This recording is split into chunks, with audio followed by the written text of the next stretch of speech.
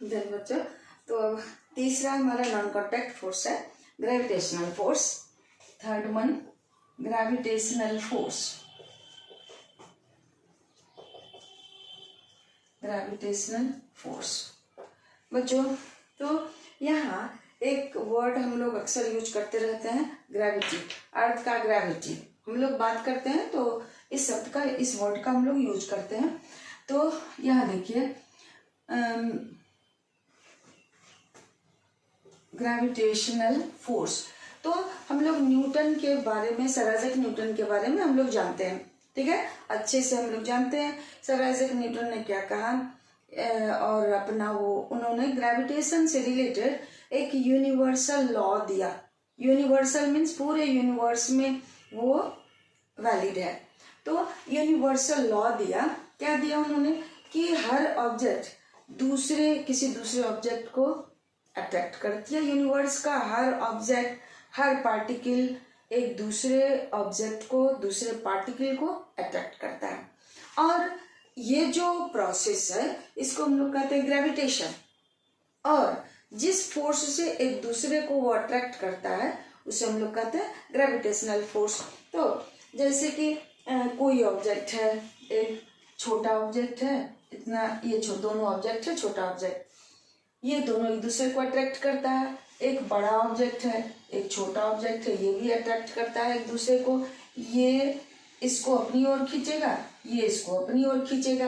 सन के चारों ओर प्लैनेट घूमता है, वहाँ भी वो एक दूसरे को अट्रैक्ट करता है, जिसके कारण सूर्य के चारों ओर सारा प्लैनेट मूव करता है। तो न्यूटन ने क्या कहा अपने लॉ ऑफ ग्रेविटेशन में, जिसे हम लोग यूनिवर्सल लॉ ऑफ ग्रेविटेशन भी कहते हैं, तो उसमें उन्होंने क्या कहा कि each particle in this universe attract another particle with a force and that is called gravitational force. सिर्फ अट्रैक्शन को आप क्या कहोगे, ग्रेविटेशन। बट जिस फोर्स से वो एक दूसरे को अपनी ओर अट्रैक्ट करता है उसे हम लोग कहते हैं ग्रेविटेशनल फोर्स, ठीक है। तो gravitational force will exist between two objects having about same mass. Gravitational force will exist between two objects having about same mass। और लाइक दो इलेक्ट्रॉन, दो प्रोटॉन, हम लोग है एक दूसरे को अट्रैक्ट कर रहे हैं, ये वॉल हमको कर रहा है अट्रैक्ट, हम वॉल को कर रहे हैं, एक दूसरे को हम लोग अट्रैक्ट करते हैं एक फोर्स से, जिसे हम लोग कहते हैं ग्रेविटेशनल फोर्स। बट इस फोर्स का फीलिंग हमें नहीं होता है, हम उसे महसूस नहीं कर पाते हैं, क्योंकि उस फोर्स का मैग्नीट्यूड मीन्स उस फोर्स का अमाउंट इतना कम है, जिसके कारण हम उसे महसूस नहीं कर पाते हैं। बट अब क्या होगा कि जब हम एक हेवनली बॉडी लाइक अर्थ, सन, अर्थ ले ले, तो अर्थ और एक छोटे से ऑब्जेक्ट, कम मास वाला ऑब्जेक्ट, तो ये दोनों भी एक दूसरे को अपनी ओर अट्रैक्ट करता है। अर्थ इसको अट्रैक्ट करती है, ये अर्थ को अट्रैक्ट करता है। तो क्या होता है, इस दोनों के बीच जो ग्रेविटेशनल फोर्स है उसे हम लोग क्या कहेंगे, ग्रेविटी। तो ग्रेविटी में क्या हो गया, एक मैसिव ऑब्जेक्ट, मैसिव, और एक क्या हो गया, लेस मैसिव ऑब्जेक्ट, ठीक है। एक मैसिव और एक लेस मैसिव ऑब्जेक्ट के बीच जो ग्रेविटेशनल फोर्स लगा उसे हम लोग कहते हैं ग्रेविटी ऑफ अर्थ। तो बात समझ में आई। ग्रेविटी क्या कब हम लोग अकाउंट करेंगे, when one object is massive like earth and any other object, that is gravitational force during that is called gravity। means gravity क्या है, gravitational force का एक केस है, स्पेशल केस है, जिसमें हम एक मैसिव ऑब्जेक्ट लाइक अर्थ को लेते हैं और दूसरा स्मॉलर ऑब्जेक्ट लेते हैं। तो अर्थ और हमारे बीच जो ग्रेविटेशनल फोर्स है उसे हम लोग कहेंगे ग्रेविटी, ठीक है। तो gravity will cause motion in an object but gravitational force won't cause motion in an object। Gravitational force के कारण किसी ऑब्जेक्ट में मोशन नहीं होगा, बट ग्रेविटी के कारण मोशन होता है। Otherwise what would happen, earth spherical shape में है, हम लोग इधर इक्वेटर के दोनों ओर रहते हैं, तो क्या होता है, हम लोग गिर नहीं जाते, अर्थ के सरफेस से उड़ जाते, गिर जाते। यहाँ वाटर है, आइस है दोनों पोल पर, वहां से भी वो गिर जाता, water would not exist on the surface of earth.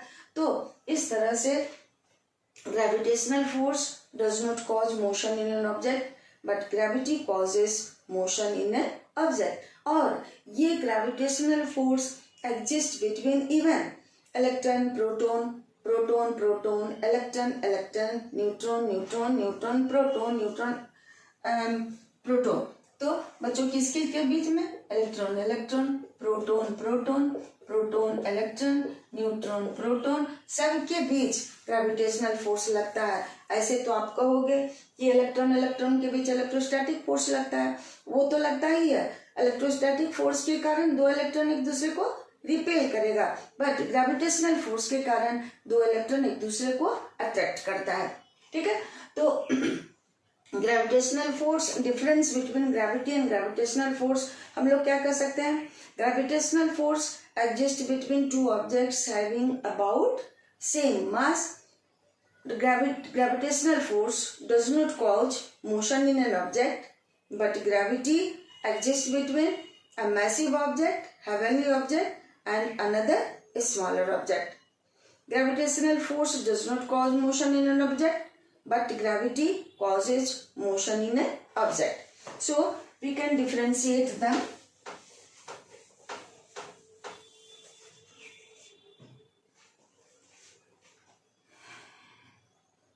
From Newton's law of gravitation. Each particle in this universe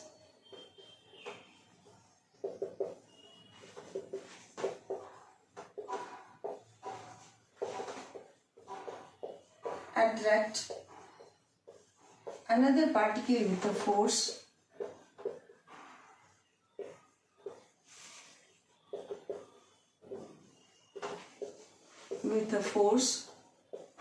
called gravitational force. Gravitational force and attraction between them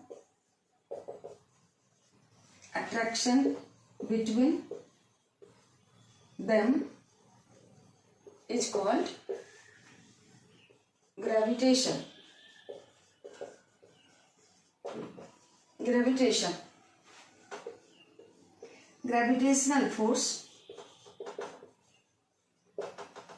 Gravitational force exists between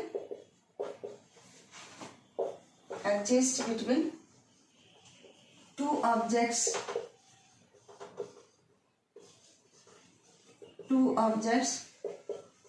having about same mass. It does not cause motion in an object.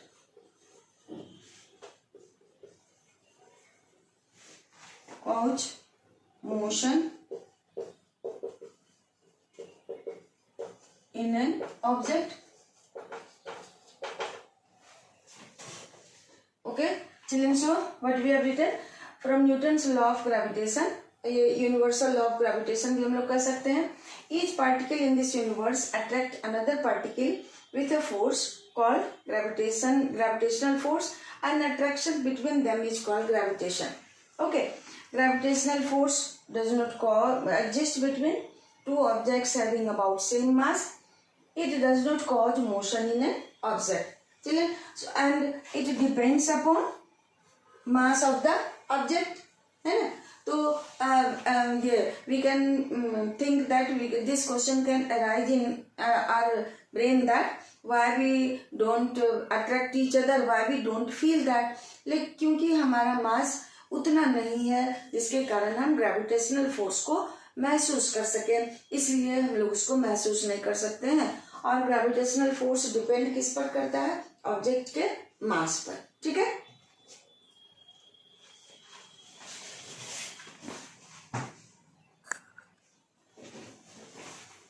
Now, the next one is gravity. Gravity. तो gravity किसको कहिएगा, जब एक हम massive object लेते हैं like earth और दूसरा ऑब्जेक्ट जब लेते हैं कोई ऑब्जेक्ट है हैविंग लेस मास, तो इस दोनों के बीच जो ग्रेविटेशनल फोर्स है उसको हम लोग कहेंगे ग्रेविटी। तो gravitational force between the earth and another object having less mass is called gravity. ठीक है, या attraction is gravity and that force existing gravitational force between the beach force of gravity, उसको हम लोग सिंपली ग्रेविटी भी कहते हैं, force of gravity कहिएगा। The gravitational force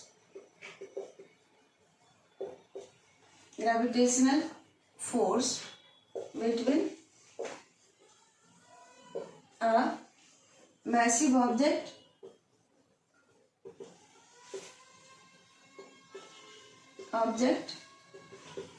like earth and one less massive object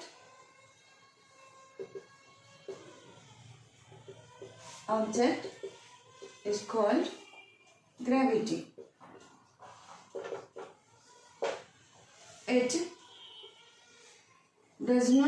It causes motion in an object.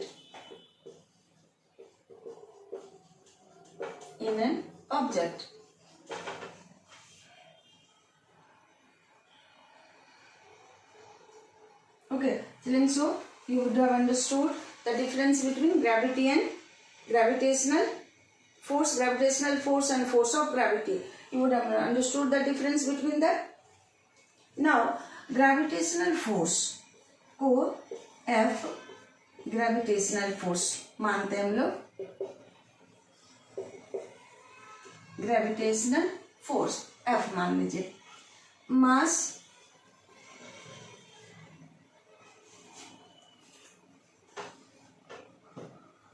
m1 and m2, mass of two objects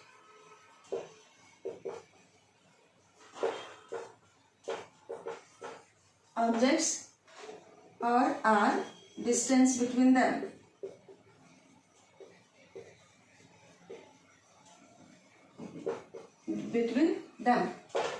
तो ये gravitational force, formula for gravitational force between them we write like this: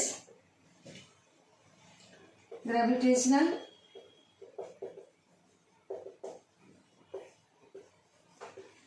force between them is F is equal proportional to, we write m1 into m2 by r square, where ये जो symbol है इसको हम लोग proportionality sign कहते हैं। इसका मतलब क्या है कि आप लोगों ने प्रोपोर्शनल डायरेक्ट वेरिएशन पढ़ा होगा मैथ में, उसमें हम लोग क्या पढ़े थे कि number of things increased then number of cost also इंक्रीजेड।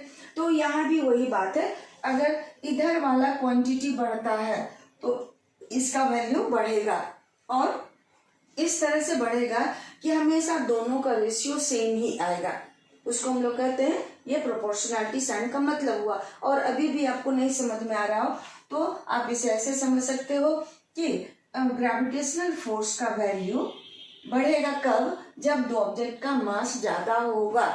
Object का मास बढ़ेगा तो ग्रेविटेशनल फोर्स का वैल्यू भी बढ़ेगा।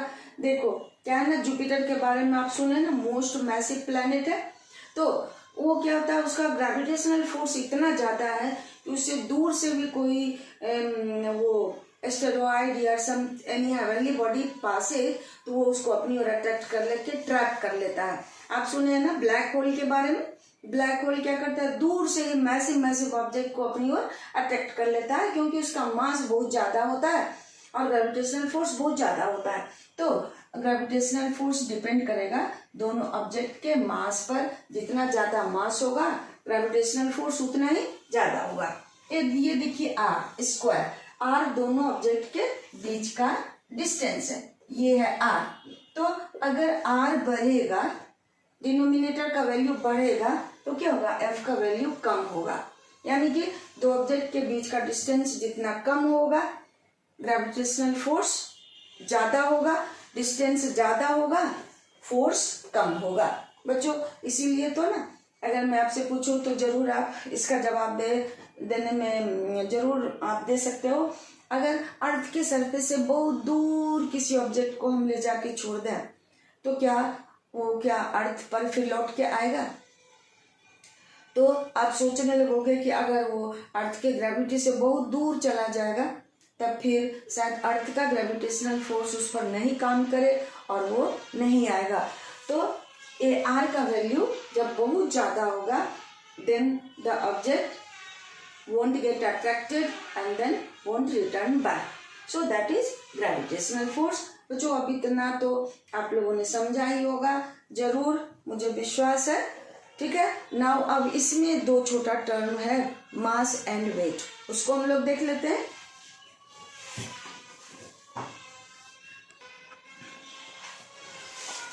बच्चों तो हम लोग ये वेट शब्द का यूज अक्सर करते रहते हैं और आप लोगों ने पैकेट पर भी लिखा हुआ देखा होगा कि कोई ऑब्जेक्ट, कोई चीज़ हम लोग खरीदते हैं मार्केट से, उस पर लिखा रहता है net weight 1 kg 2 kg like that.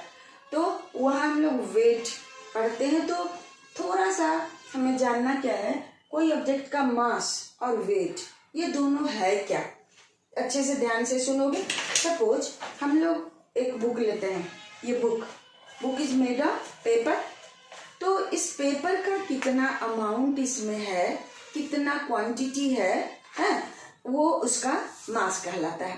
तो quantity of matter in an object, quantity of matter क्या हो गया, पेपर। तो quantity of paper in this book is called its mass. तो quantity of paper in that book is called mass. तो mass क्या हो गया, quantity of matter contained in an object, contained in an object। जो हम लोग वो सब्जी खरीदने जाते हैं तो बीन बैलेंस तराजू होता है ना, जिसमें 2 पल्ला लगा रहता है, एक लकड़ी होता है उसमें धागे से 2 पल्ला लगा रहता है, वो बीन बैलेंस हमारा इस तरह का होता है। ये बैलेंस यहाँ बीच में पकड़ने वाला होता है। तो यहाँ हम लोग वॉट रखते हैं और यहाँ हम लोग सब वेजिटेबल रखते हैं, चाहे जो चीज़ हमें खरीदना है वो चीज़ हम वहाँ रखते हैं। उसके बाद हम लोग बीच वाले इस स्ट्रिंग को या जो भी हम लोग लगाते हैं उसको हम पकड़ते हैं। जब ये बीम हॉरिजेंटल हो जाता है तब हम समझते हैं कि हमको उतना सामान मिल गया, जितना हम लोग यहाँ वॉट रखे हैं उतना सामान यहाँ मिल गया। तो ये हमारा क्या मिलता है, क्वांटिटी ऑफ मैटर। बच्चों ठीक है, क्वांटिटी ऑफ मैटर, जो मैटर है, दाल चावल गेहूँ वो शुगर एनीथिंग, तो वो quantity of matter in an object is called its मास। उसको कैसे मेजर कीजिएगा, it is measured by beam balance और फिजिकल बैलेंस।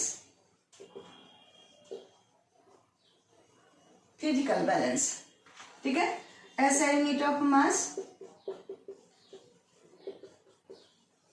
ऐसा यूनिट ऑफ मास हो गया kg। Mass of an object,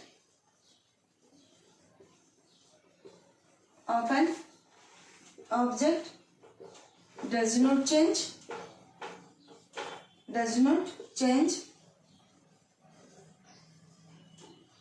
from place to place।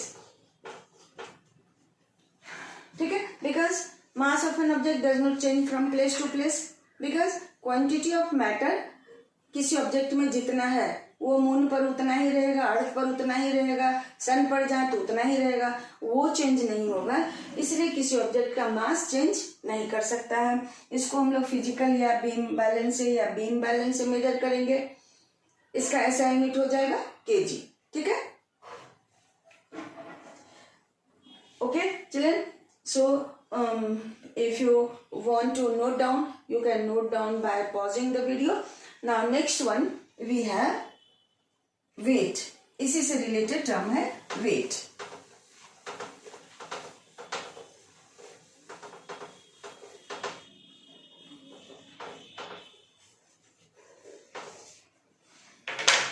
बच्चों वेट। तो अब देखिए ये हमारा स्प्रिंग बैलेंस है, ठीक है। इसमें देखो एक हुक लगा हुआ है, इसके अंदर एक स्प्रिंग लगा हुआ है।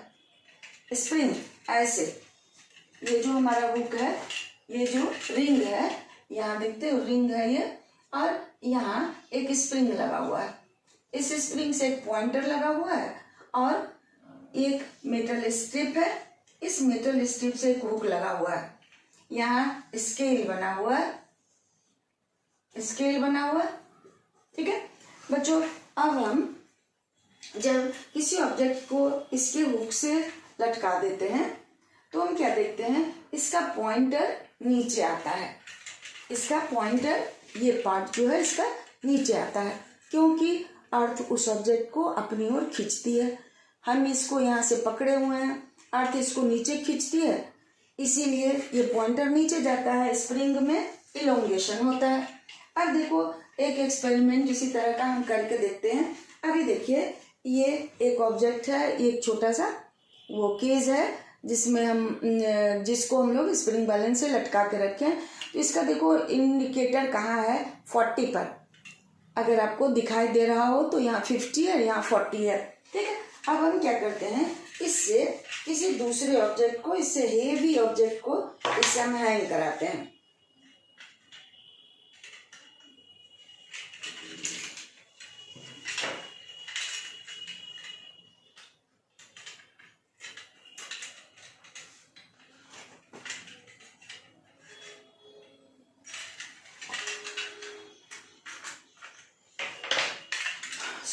चलिए अगर हम इसमें किसी भारी ऑब्जेक्ट को हैंग कराएं तो इसका पॉइंटर, मतलब ज्यादा मास वाला ऑब्जेक्ट को इसे हम लटका दें तो पॉइंटर नीचे आएगा ज्यादा।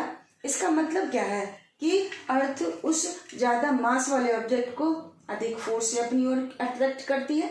तो अर्थ जितने फोर्स से किसी ऑब्जेक्ट को अपनी ओर अट्रैक्ट करती है, उस फोर्स को हम लोग कहते हैं उस ऑब्जेक्ट का मास। किसको कहिएगा, the force with which earth pulls an object towards itself. देखो ये इस मैग्नेट को हम इसे लटका दिए, it won't remain hanging because इसका मास ज्यादा है मैग्नेट का।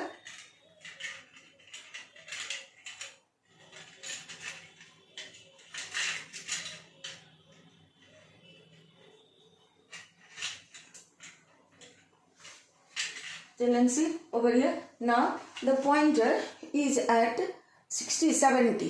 तो अब ये जो थोड़ा सा भारी वजन इसका ज्यादा है, ज्यादा मास है, this is made of iron और क्वांटिटी ऑफ आयरन इसमें ज्यादा है, इसका मास ज्यादा हुआ तो अर्थ उसको ज्यादा फोर्स से अपनी ओर अट्रैक्ट करती है। यानी कि जिस ऑब्जेक्ट का मास ज्यादा है, अर्थ उसे अपनी ओर ज्यादा फोर्स से अट्रैक्ट करती है, और उसी फोर्स को हम लोग उस ऑब्जेक्ट का वेट कहते हैं। तो वेट को कैसे डिफाइन कीजिएगा, the force with which earth attracts an object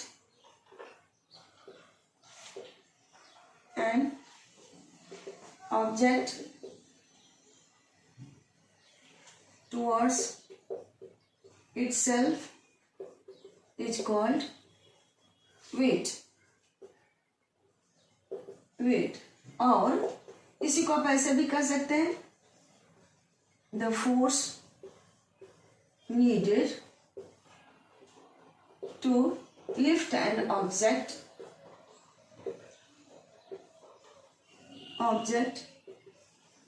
from the surface of earth, the earth is called weight। ठीक है, वो वेट हो गया बच्चों। तो इसका मतलब क्या हो गया, वेट क्या है, वेट है a force, a type of force. कैसा फोर्स, जिस फोर्स से अर्थ उस ऑब्जेक्ट को अपनी ओर अट्रैक्ट करती है। Means weight of an object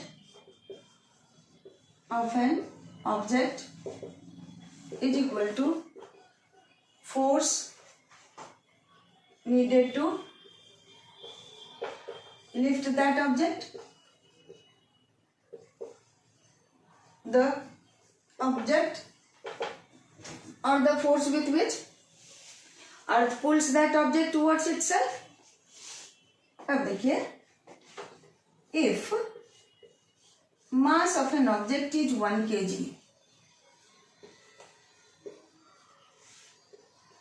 object 1 kg है, ठीक है, तो अर्थ इसको कितना फोर्स से खींचती है, that let us know. Then if you want to write, if you want to note down, you will pause video and then you will note down. हाँ, तो in case if the mass of object is 1 kg, then the earth pulls it by the force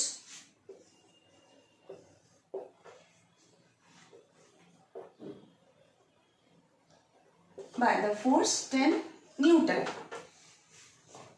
ठीक है, या 10 newton force is needed to lift object. इसमें थोड़ा सा you can confuse because ये part आप जब 9th में पढ़ोगे तभी आपको अच्छे से क्लियर हो सकता है. तो ऐसे मैं आपको फॉर्मूला बता दे रही हूँ उसके लिए, वेट के लिए. Force exerted on an object of mass m is equal to weight of object is equal to m into 10. इसको ही आपको याद रखना है, क्योंकि ये 10 जो है ये आप अभी नहीं समझोगे.